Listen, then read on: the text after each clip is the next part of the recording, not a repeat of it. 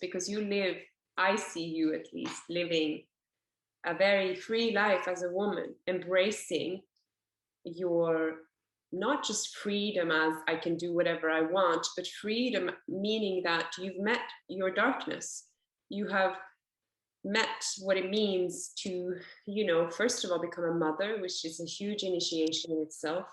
Then it's also going into a relationship, a committed relationship, a marriage. And then also when you understood that period was over, breaking that family up, which also, yes, it's easy for us to talk about it maybe now that we've fully embodied or gone through the initiations. But I always think when I sit in this position, and I know I have listeners, I know many women, as myself, I've been listening to other women, are sitting just before a huge initiation, right? And they can feel with all of these energies moving, I'm ready to step into my full embodied self. I'm ready to step maybe out of a relationship, but I have children.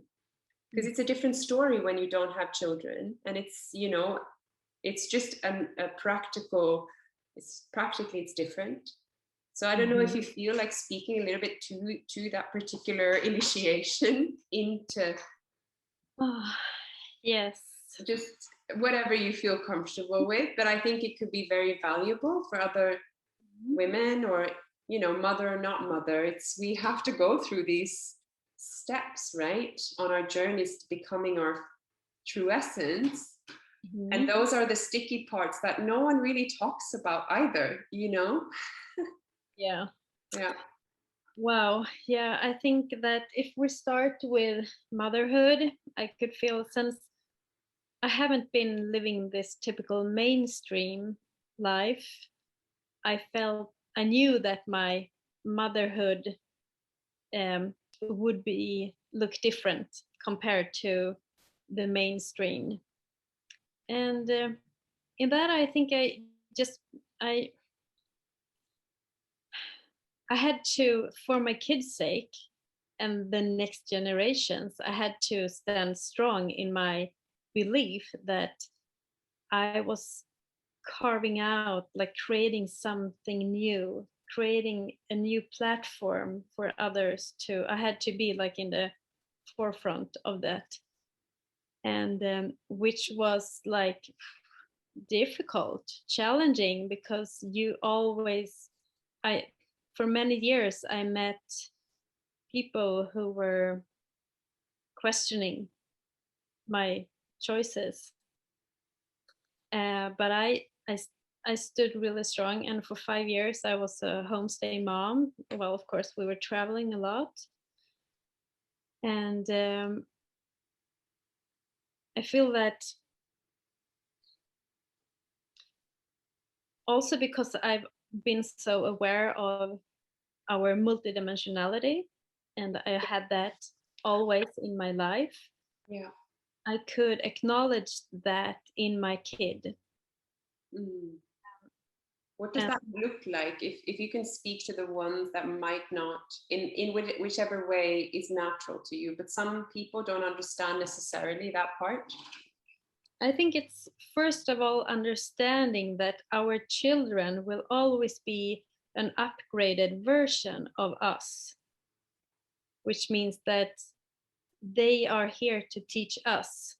And in that, I can see that he mirrors back my limitations, my limited mindset. And in that, he can guide me if I just surrender to, like, okay, it doesn't have to be a certain way. And even though I was truly open, I mean, I was challenged. I'm still challenged all the time, because it always like, and in that, understanding how our children can mirror, and also like, what does he mirror in me? Like it's understanding that I can work with myself in the relationship with him. if I can feel if he's unbalanced, I go to myself, where am I unbalanced, since he is a mirror of me. And also the resistance like he gives me makes me also leave my comfort zone, and makes me, almost forces me to expand, because I want to acknowledge all of him. I don't want to dim his light. I don't want to how to say, like, I want him to um, be safe, to feel safe, to show his whole emotional spectrum, instead of like children are supposed to be like this and this and this. No, it's not. We need to see them as individuals, and what is his need right now. And yeah, there is so much like in that topic.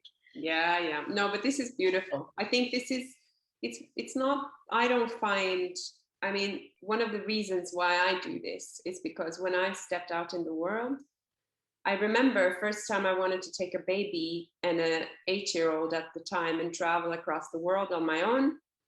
I was looking, I was Googling, I'm not kidding. I've always tried to find other mothers just so I could have an idea what to expect, what to prepare. And there are very few. I think I found like one that had a blog and she was writing something about baby food on the airplane. I was like, that's not very helpful. And someday I will probably write a book about it, you know, but now we're not going to necessarily travel that much. But it's something about, you know, being vocal and talking about these things and representing something different. Yeah, and also maybe you can talk about, if you feel comfortable, how to stand in yourself and be strong, which is what I feel is very much your Nordic power. I that's what I feel in you when I spoke to you as well, like how to stay strong when everybody is criticizing your choices. I know it's not a one fits all kind of thing, but first of all, you need to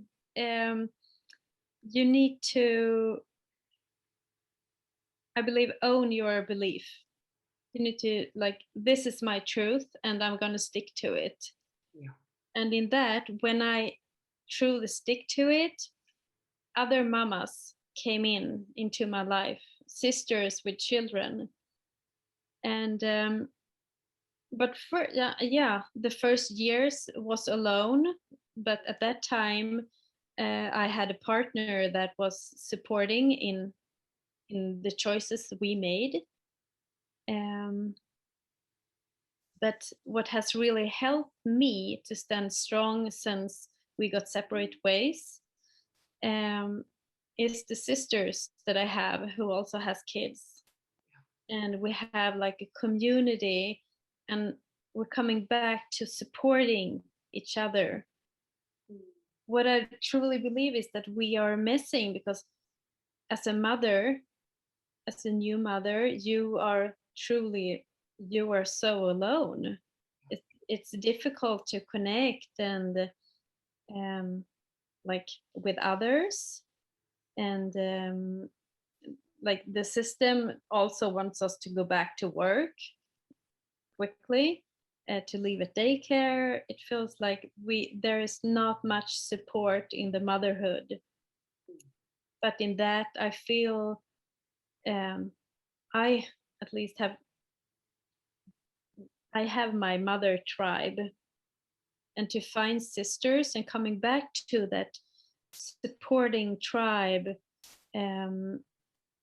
it's really, really crucial, I believe, to